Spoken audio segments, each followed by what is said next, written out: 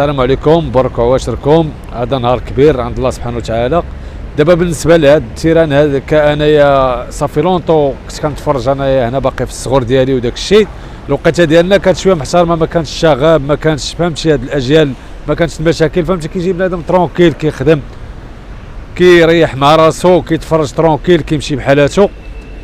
دابا هاد الوقت هادي ولات بنادم الدراري هادو كيديروا الشغب كيديروا المشاكل داكشي. كنتمناو يكونوا بحال الشكل ديال الجيل ديالنا فهمتي. الفرجه ديال الماضي كتبان ليا دابا احسن، ولكن الماضي لا ما كيتعوضش. والماضي اللي تفرجنا فيه حنا ماشي هو دابا كثر ولات الامكانيات ولا فهمتي ولات عندنا كره. غير المشكله فين كاينه غير في هذوك الاجيال، ذاك الجمهور هو اللي خصو يكون شويه ترونكيل يكون مبد باش تم غدا المسيره غدا مقاده. الكره عندنا تطورات تبارك الله، المنتخب الوطني تطور وداك الشيء حتى الجمهور خصو يكون حتى هو يتطور يتاقلم يكون بحال دوك الناس ديال برا يكونوا زعما نقايه. هاد المباراه بالنسبه لي اخويا غادي اش نقول لك غتكون فهمتي نقدروا نكونوا نهازموا، تقدر يكون تعادل.